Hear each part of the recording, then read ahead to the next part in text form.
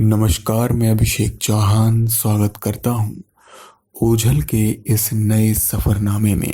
हमने अपने पिछले वीडियो में आपको गोवर्धन की यात्रा कराई, जहाँ स्वयं भगवान श्री कृष्ण ने उस पर्वत को अपनी उंगली पर उठाकर पूरे ब्रज की रक्षा इंद्र के कोप से की थी। अब चलते हैं भगवान श्री कृष्ण की प्रेयसी श्री राधा रानी की नगरी की तरफ, जो गोवर्धन से 20 किलोमीटर की दूरी पर स्थित है, जिसे बरसाना के नाम से जाना जाता है। कहते हैं श्री राधा रानी का जन्म इसी स्थान पर हुआ था और राधा रानी को यहाँ लाडली के नाम से पुकारा जाता है। तो चलते हैं बरसाने की इस मानसिक यात्रा पर।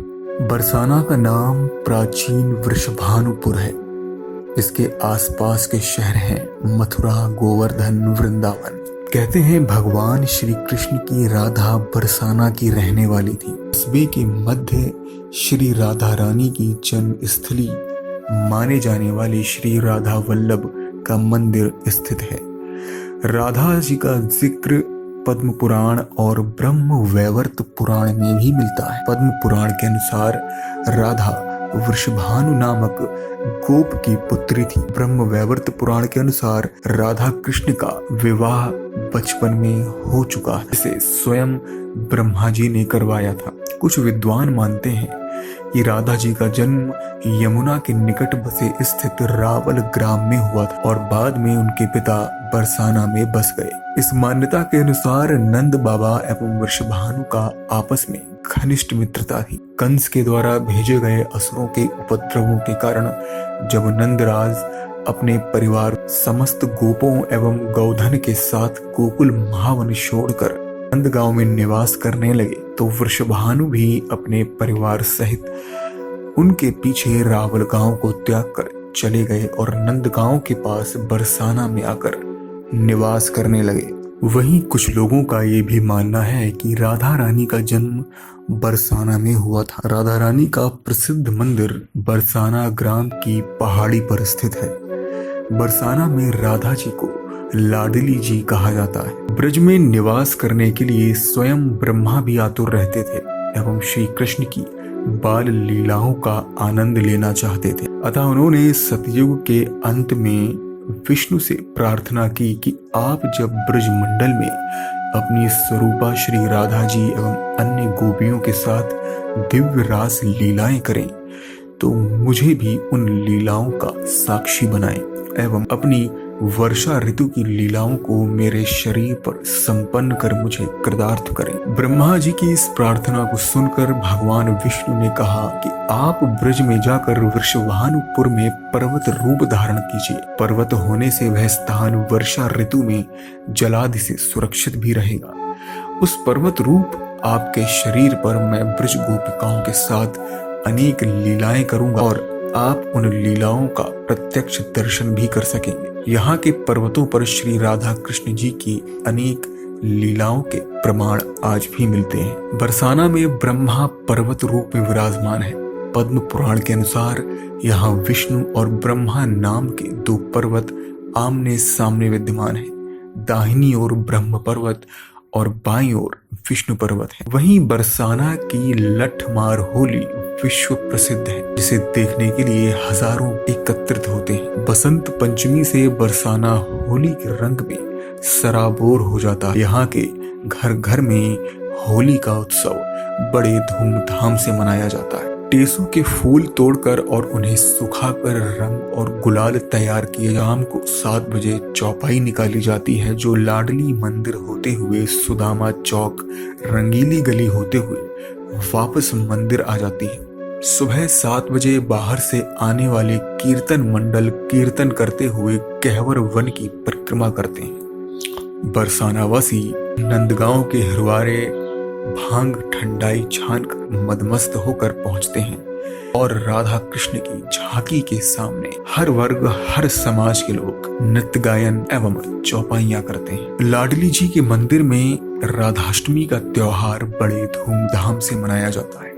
यह मंदिर भाद्रपद माह के शुक्ल पक्ष की अष्टमी को आयोजित किया जाता है। राधाष्टमी के उत्सव में राधा जी के महल को काफी दिन पहले से सजाया जाता है। राधा जी को लड्डुओं का भोग लगता है और उस भोग को मोर को खिला दिया जाता है, जिन्हें राधा कृष्ण का स्वरूप कहते हैं। आपको बता दें कि इस मंदिर में स्थापित राधा रानी की प्रतिमा को ब्रजाचार्य श्रील नारायण भट्ट ने बरसाना स्थित ब्रह्मेश्वर गिरी नामक पर्वत में संवत 1626 की आषाढ़ शुक्ल द्वितीया को निकाला था। इस मंदिर में दर्शन के लिए 250 सीढ़ी चढ़नी पड़ती है। यहाँ राधाष्टमी के अवसर पर भाद्रपद शुक्ल एकादशी से 4 दिवसीय मेला लगता है। इस मंदिर का निर्माण आज से लगभग 400 वर्ष पूर्व ओरछा नरेश ने कराया था। यहाँ की अधिकांश पुरानी इमारतें 300 वर्षों से भी पुरानी है। यहाँ पर यह मंदिर स्थित है, वहां से पूरा बरसाना गांव दिखता है। बरसाना के चारों ओर अनेक प्राचीन व पौराणिक स्थल हैं। यहाँ स्थित जिन 4 पहाड़ों पर राधा रानी का भानुगढ़, दानगढ़, विलासगढ़ व मानगढ़ है, वे ब्रह्मा के 4 मुख माने गए हैं।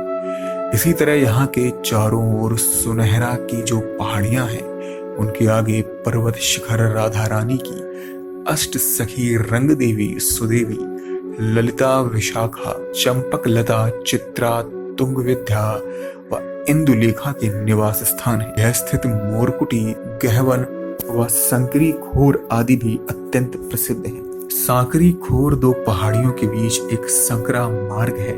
कहते हैं कि बरसाना की गोपियां जब इसमें से गुजरकर दूध दही बेचने जाती थीं, तो कृष्ण व उनके ग्वाल बाल सखा छिपकर उनकी मटकी फोड़ देते थे और दूध दही लूट लेते थे। बरसाना में राधा मंदिर के मंदिर से महज कुछ ही दूरी पर जयपुर नरेश का बनाया हुआ विशाल मंदिर भी है, जो पहाड़ी के दूसरे शिखर पर बना है। इस मंदिर को देखकर ऐसा लगता है कि यह किसी राजा का भव्य राजमहल है। बरसाना राधा के पिता वृषभानु का निवास स्थान था। यहीं पर भगवान श्री कृष्ण की प्रेमिका राधा जी का भी जन्म हुआ था। बरसाना दिल्ली आगरा राजमार्ग पर स्थित कोसी कला से 7 किलोमीटर और मथुरा से 50 किलोमीटर, जबकि गोवर्धन 23 किलोमीटर की दूरी पर स्थित है। आप बस, कार या टैक्सी के जरिए यहाँ पहुँच सकते हैं। बरसाना के लिए दिल्ली, आगरा और मथुरा से नियमित रूप से बसें चलाई जाती हैं। अगर आप ट्रेन के जरिए बरसाना पहुंचना चाह रहे हैं तो यहाँ का नजदीकी स्टेशन कोसी कला है।